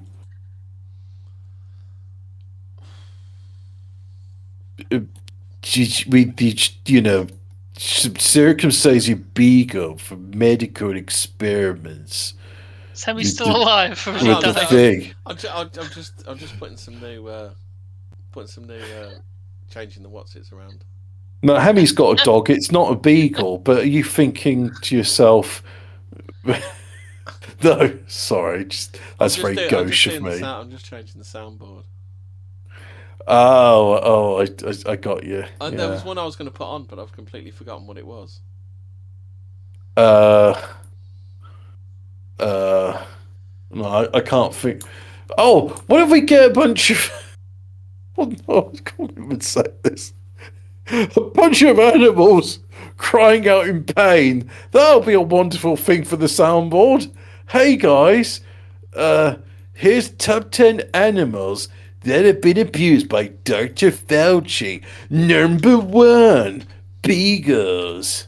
Number 2, bunny rabbits. Number 3, lab rats. Some say that Dr. Fauci gets off on touching animals, but we say that is unsubstantiated. That is unsubstantiated, and is actually a rumor that has been debunked by Snopes and BBC Verify, which no longer exists. Steady down there, Mr. Collett. No, that's extremely anti-Semitic, Mr. Collett. So, no, Mr. Collett, look, pipe down in the back. It seems. Oh no.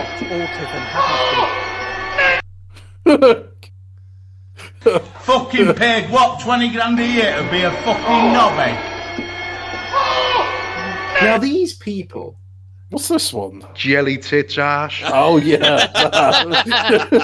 What's JTA stand for? JTA only stands for one thing of it. Yeah. Sorry, no, I've people. I've got some more bee facts. Bee facts about bees.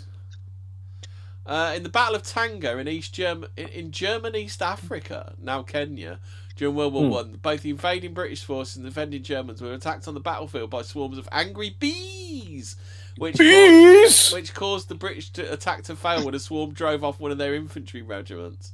British propaganda from the time portrayed the bee attack as a fiendish German plot that used tripwires to aggravate the hives of the insects. Actually, are bees actually insects? Are they insects? Yeah. They got 6 legs. Now, during the Vietnam War in the 1960s and 70s, Viet Cong guerrillas were said to have carefully relocated wild hives of the Asian giant honeybee, Apis dorsata, along the trails used by enemy patrols. One fighter would wait until a nearby patrol approached before setting off a firework near the hive to aggravate the bees and attack the enemy soldiers. About cattle. Have you ever heard about cattle used in battle? Nope. Well, what about like when they'd have rotting cattle and then they'd throw them? At the Battle of Tongibi in West Africa in 1591, the defending army of the Songhai Empire opened the engagement with a charge. How high? What? Songhai. How high? Songhai. How high? Songhai. That high? Yeah. Stampeding That's quite cattle, high indeed. Opened the engagement with a charge of 1,000 stampeding cattle against the lines of Moroccan infantry. A tactic that worked in the past. Hey, Harry, I've got a joke for you. But the Moroccans did have guns which spooked the cattle. The creatures stampeded back into the Songhai army, who lost the battle and eventually lost control of the empire as a result. I have a joke for you. Right? Knock, knock. Who's there? An interrupting cow. An interrupting cow. Hop it. Yeah. Knock, knock. Who's there? Done up. Done up what? Who? Have you really? Done up who? Oh, right, okay. Oh, hey. Fraser was saying a joke about painting the other day. So it is a joke, right? So it's an old chip. No, it just like it was the other day. So earlier on in this show today, which was today and not the other day. Yeah. Now, my priest, right? It's an old church, right? And they're saying, oh look, we need to do some renovations, and so the priest was like taking a fee in the homily, saying, oh look, we could do some. Dom is just actually me. He says, my mum was small when she died, Heavy, but not small enough to lose behind the sofa. Also, she wasn't wearing a shell suit. I don't follow, but so anyway, the priest says, look, can we get some volunteers to do the painting? And, you know, some volunteers stick their hands up, right? And there's about 3 men that they agree to do it. And now, unfortunately, there wasn't enough paint to do the entire church, and the sort of 3 men between them are like, well, what if we water it down? And they're like, yeah, if we thin the paint. Freya Helen Black would like us to know, starting to call horse shit right now, down to everything on this hella of a Fugazi realm. Monoliths are just ancient data center, therefore even all water is toxic from trauma memory. Fun times. Thank you very much. So anyway, they're painting the church and they've watered down the paint so that it goes further. IC3 Joggers would like to remember Hobbit posting that video of cats who were given non-raw food and then the cats were thrown at a wall and the scientist said, see, if they don't eat raw meat, they can't jump. You know what? He's just reminded me of an important scientific experiment they conducted on spiders to prove that they've got ears on their legs. They hear with their legs, right?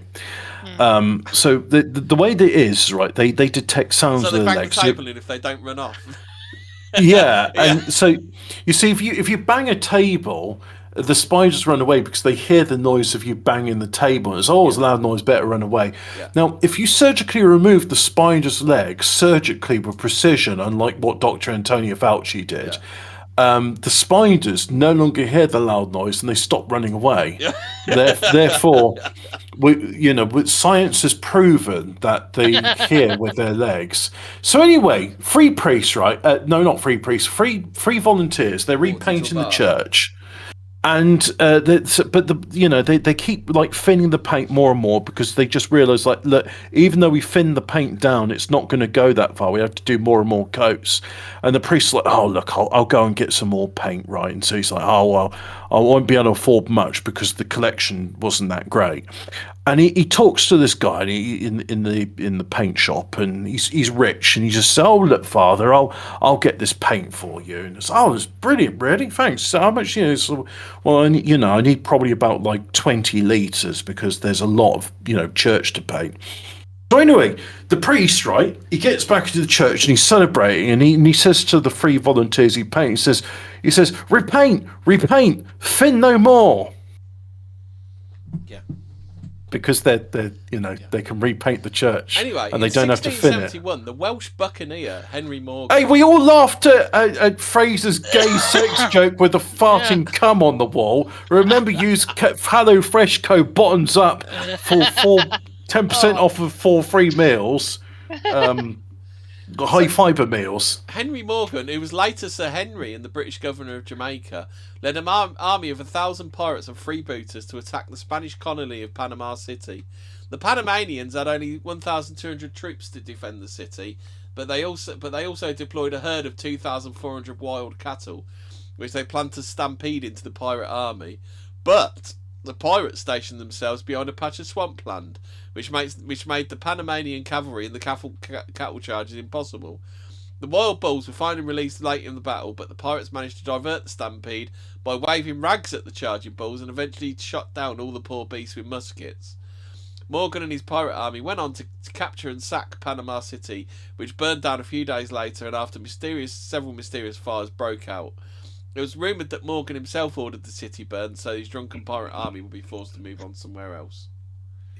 When you say mysterious fires, were they really that mysterious? It's like a bunch of pirates come. Now, I'm not sure if you know this about pirates. They're as mysterious as when you have a lot of Muslims move into your country and then churches start self-immolating. Or in Japan, where the shrines that have stood for like hundreds of years, now they start mysteriously becoming combustible. Isn't it strange in all these countries, mosques and synagogues never burst into flames, but churches, Shinto shrines, pubs, school children, they all burst into flames. Weird that. How about this? Very strange. Late in World War II, the German military forces in control of Italy ordered the flooding of the Pontine marshes south of Rome in an effort to create a malaria-filled swamp that would slow the Allied advance. The marshes had been drained in a major development project in the 20s and 30s. After Italy changed sides in 1943, the Germans took control of the country. They ordered the pumps that kept the marshes under control to be stopped. Soon the marshes start to fill with brackish water, what is brackish water, Hobbit? Brackish water? It's water for brackish people. Yeah, which pro-Nazi scientists had foretold. Why did you say scientists? Had foretold would encourage the return of the malarial mosquito species, Anopheles labranchii, to the marshes, as well as causing long-term damage to the agriculture of the region. Over the months that followed, the Allies and Germans fought several battles of the swamps in the Pontine marshes. The water and mud got deeper amid worsening outbreaks of mosquito-borne malaria that badly affects soldiers on both sides. But in the end, the mosquitoes and malaria were not enough to stop the Allied advance. After the war, the Pontine marshes were drained once more and the region became free of malaria since the 1950s. You're telling me they drained the swamp in Italy? Yeah. That's anti-Semitic somehow. Oh, scorpions?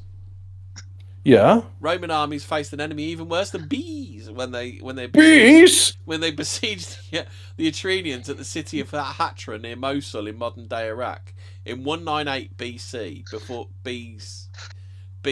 In 198 bees count. In 198 BC. I mean, 198 bees doesn't sound too bad. Yeah. Well, if it was in your trousers, that'd be something different, wouldn't it? I think even one bee would be enough then. According to ancient accounts, the Etruscans seem to have perfected a method of handling scorpions without endangering themselves, which allowed them to fill clay pots. I know. It's this amazing technique called get a slave to do it for you. Use a bit of paper and a pint glass. It's not difficult.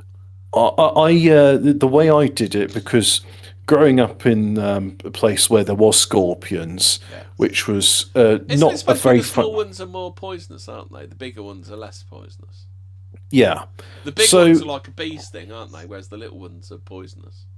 It was around about midnight or maybe 1 a.m, and I woke up and I was just like, okay, what's that? Why am I awake? And I was like, I detected movement, and then I turned the light on, and I was like, oh, there's a scorpion on the ceiling above me when I'm in bed. So I woke up my cousin. I said, hey, And he says, "What?" It's like, "Hey, there's, I'm just like, 6 years old at the time." I says, "There's a scorpion above me." It's like, It's like, "Yeah, I don't like it." It's like, "No, you just imagine." It's like, "No, no, but look, open your eyes and look." And he's like, and then he was like, "Oh yeah, there is a scorpion." It's, "What do you want me to do?" It's like, "Well, look, he's not above you, so go and get a broom or a bucket or something." And then eventually, what happened is like, I got out of bed, he got out of bed, and he held the bucket whilst I got a broom.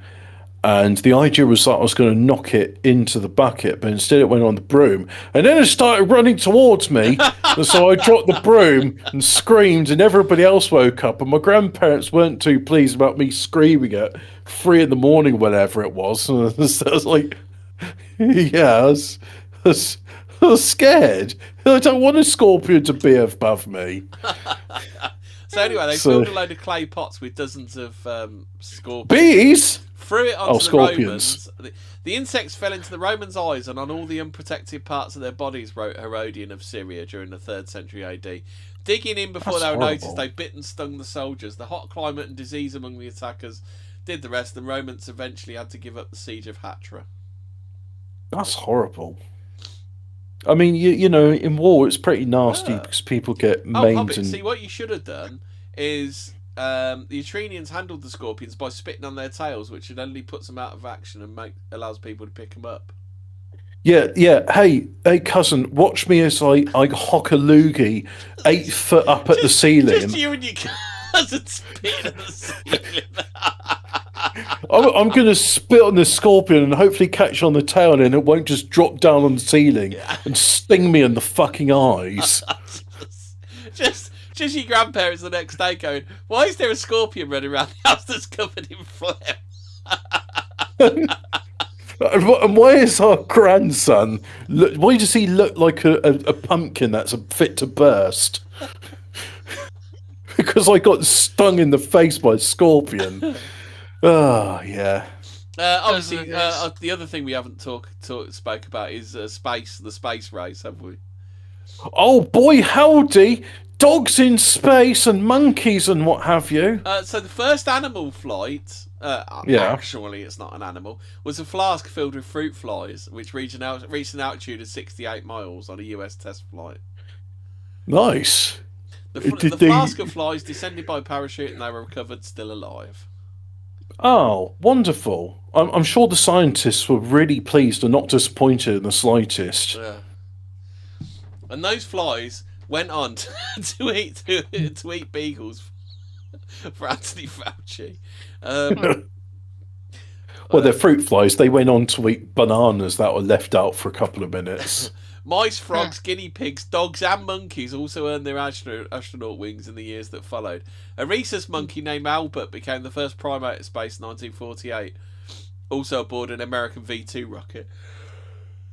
In 1957, Laika went into orbit. Now, when you say an American V-2 rocket, it's like, "Hello, John Wayne, Coca-Cola, bang, bang, mein Name ist Werner von Braun." Yeah, that's it. I am NASA now.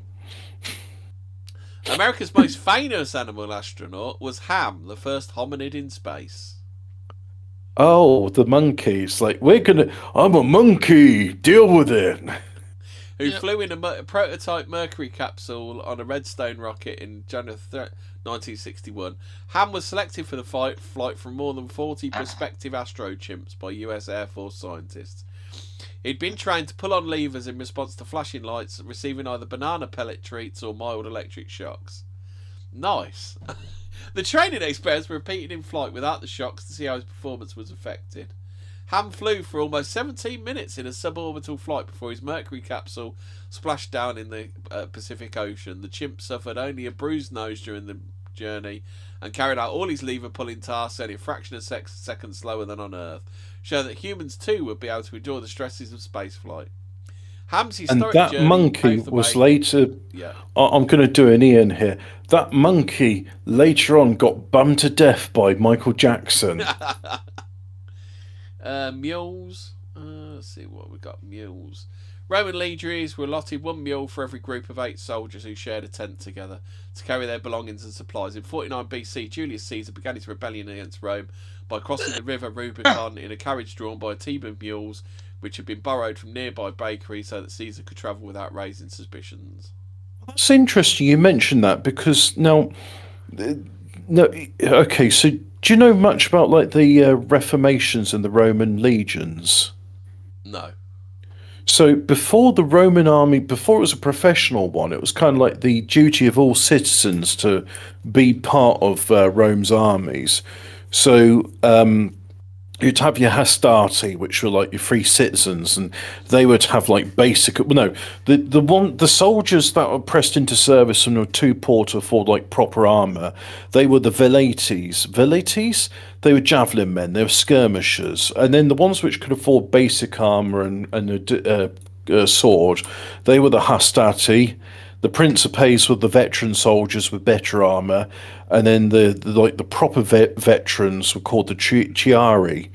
And then in the Marian Reformation, they were like, no, let's do away with all that. We'll make it that you don't. All your arms and armor are provided by the state, and the idea behind that was like, well, if we do this, then they'll be better trained and stuff. Well, and also then, it should allow for meritocracy, which means the better people rise up rather than the rich ones. Yeah. So what happened then is you had like the Roman legionaries. That's when we had the Roman Empire, and it was called the Marian Reformations because I think it was called General Marius.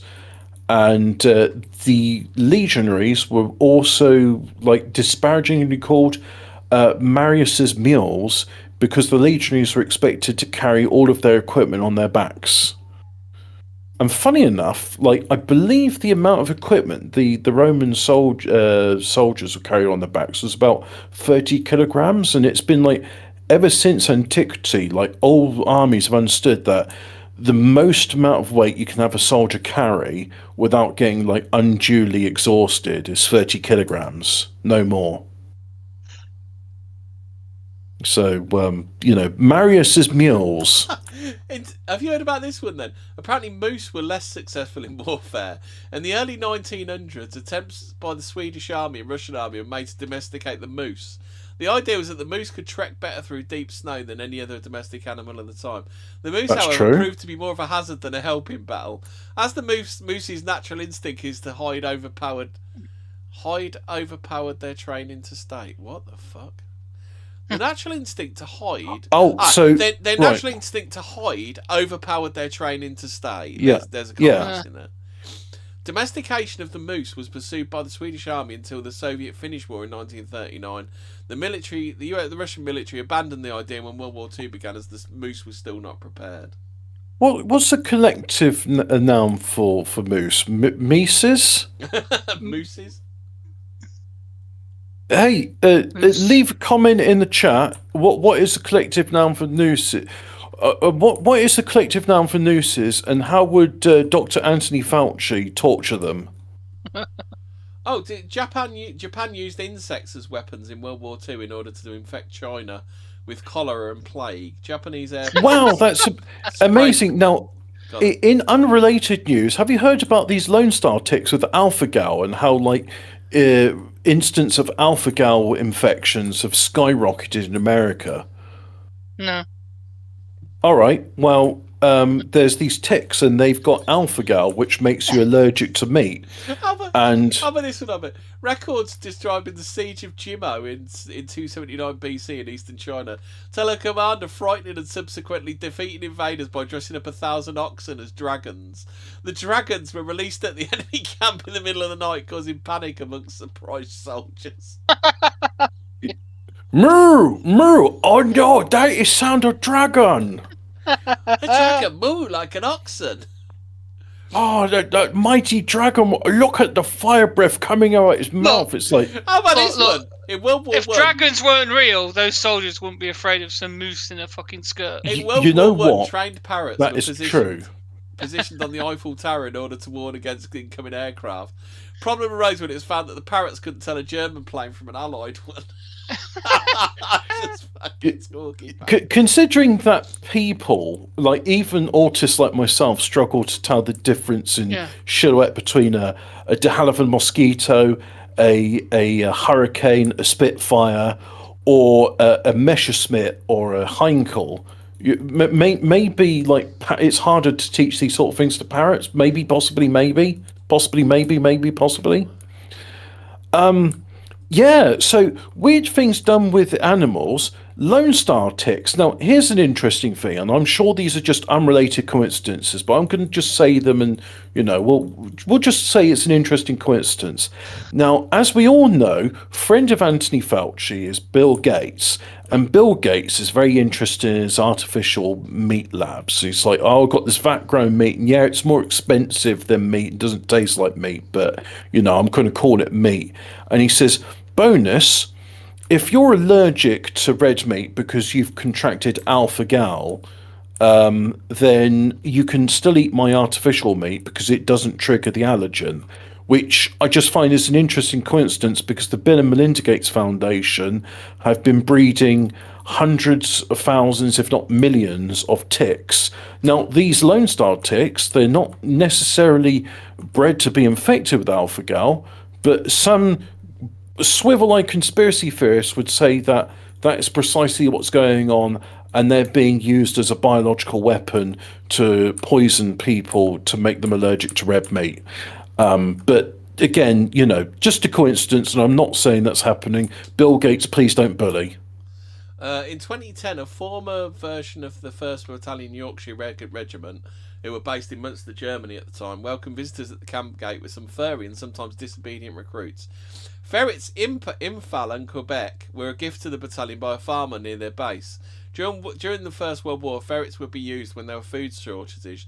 They could be encouraged down holes to bring up rabbits to be eaten.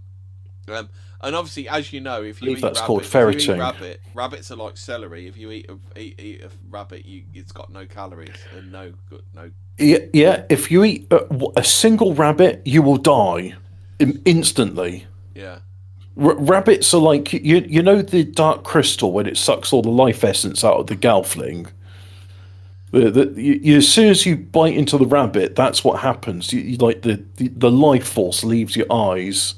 How about helping farmers in Afghanistan? In March 2011, a veteran... I love helping farmers in Afghanistan. A Bill Gates initiative was established by troops from Delta Company of Canterbury-based 5 Scots to help develop farming across Helmand, assisting local veterinarians to tackle some of the many problems arriving at their doors. Many farmers would bring their animals to clinics that were supported by the Afghanistan government. Some animals had worms or internal problems. What internal problems would a goat in Afghanistan have? Would those problems include bruising to the vagina and anus, perhaps? Yeah, I think maybe, yeah. That's really unfortunate. How would you get bruising to the vagina and anus if you're a goat in Afghanistan? My goat, it sat down really hard. My goat has alpha-gal syndrome. It was bitten by Bill Gates' Lone Star ticks. Dogs. I haven't found many more new ones. I think I'm getting to the end. Dogs. They are edible. Ask Dr. Fauci. Dr. Fauci, why do you eat dog? Metamorphosis insertion technology. Have you heard this one, Hobbit? Easy for you to say. Revealed experiments were taking place in the 1940s to discover whether microsystems could be reliably inserted into pupas for insect control. They would cut pupas in half and insert pipes for hormone transport. They said it's a challenge to implant electronic systems to modulate the insect's flight without disturbing the insect's own efficient flight mechanism. They are able to prove when halved, a pupa will still develop into a moth. They then successfully inserted a glass tube to transport hormones between the two halves. The next step was to create a miniature flying cyborg by correctly inserting microsystems to control the insect. It discovered that insertion during the early or late pupae stage resulted in fair to good electrical and mechanical coupling. There were concerns whether micro air vehicle or insect-sized autonomous aircraft would be able to create enough lift or energy to work for long periods. The 88-page document said EMIT can benefit from any insect animal that has metamorphic development, moths, butterflies, beetles, etc., to create the insect cyborgs with different locomotion capabilities. You know, I know this is probably not where you're going with this thing of using insects things, but I saw a thing on Facebook Marketplace, and it was for an advert for eyelashes, and the let's just say the lady who was modelling these eyelashes had Section 8 vibes, if you catch my drift. Now, she said she made the eyelashes out of cockroach legs and said they're a bit scratchy when wearing them, so try not to blink. And I'm just like, lady, I don't think you should be making eyelashes out of cockroaches, but I mean, who am I to judge? When a black lady's making cosmetics, I sit down, shut up and listen. Yeah. Yeah. Section 8, sorry. A Section 8 lady of Section 8-ness. Oh, I found one about a rhinoceros. Where is it? Oh, no, it's... Hey, do you know what they're calling those pineapple Kool-Aid spears? What? Well, they're calling them a certain type of pickles. Pickles. Now these people. Yes. Right, it is 12 minutes past. Yeah, Right. but we're a bit late And starting. what are you going to finish off with, Fraser? Because you said you I'm had going to bed. Bye. Good night. Oh, Ah. right, okay then. And my character's vomiting. I just had some gone off. Sparta!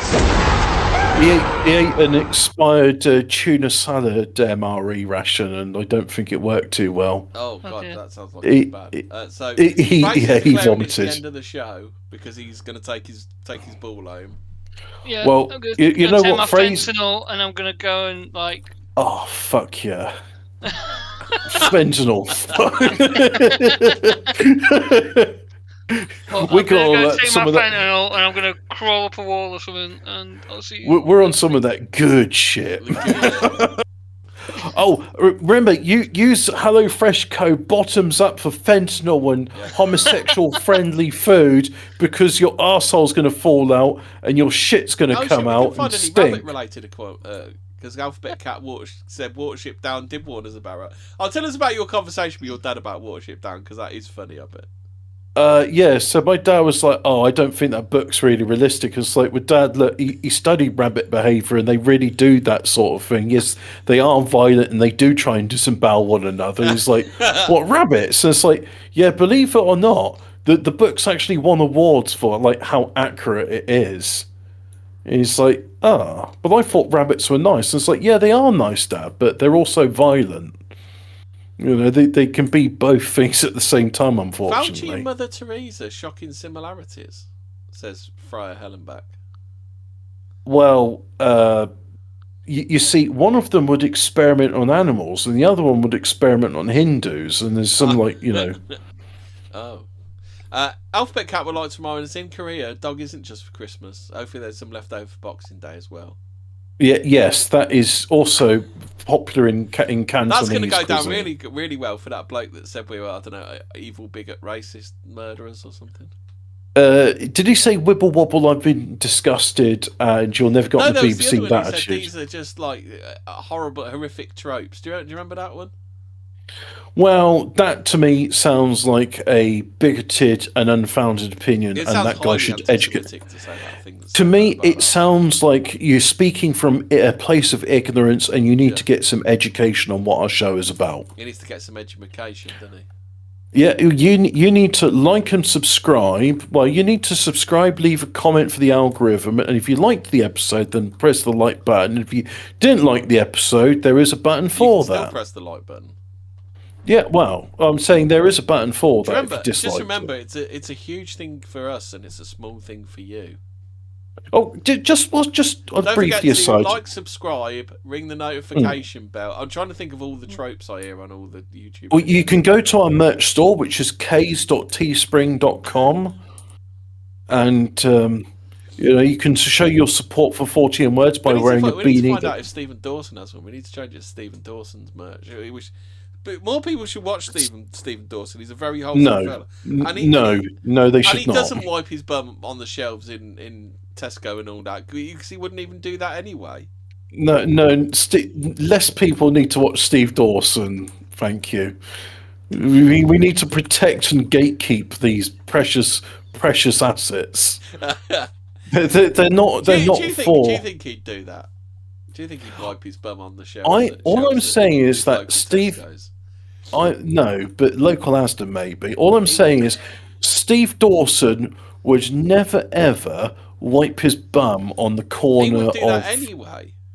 He wouldn't wipe his bum on the corner of a sink. He'd never do such a thing. He wouldn't do that anyway. He's better than that. Anyway, that's God. I've started talking like Stephen Dawson now. Anyway, I wouldn't end a show like that anyway. Fraser needs to go for a poo. I think when he says he's going to bed, I think it's code word for he needs to go for a poo.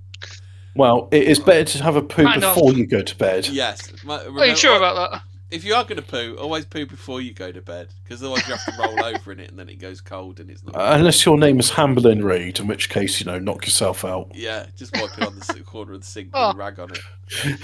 Please, Becky, wipe my bum.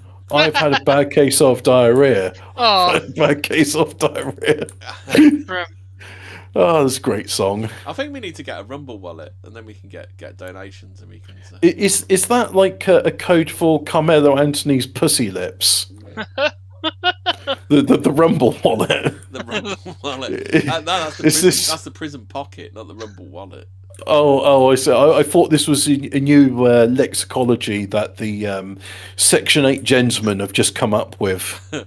Anyway, it's good night from us, and stay spooky. And remember, if you are an animal, try not to go anywhere near the military. It's not going to end well. If you want more of this irreverent comedy humour, we are continuing on BBC Two right now because the live stream's still carrying on, and I'm going to do it for a while. I need to get that Bible passages thing installed. Well, yeah. Well, good luck with that. But just to remind, I think I might take the Zorin one out and install just the flat pack one. I would suggest using Flatpak because I have been using it all this episode, and we're still going. Yep, we're still live I'm going now. I've deleted one of them. Well, I think it was a conflict then. Yeah. Yeah, it was probably trying to access the same resources at the same time. Yeah. I had that problem with my microphone. Anyway. Yes. Good night and all that. Anyway. Good night, everybody.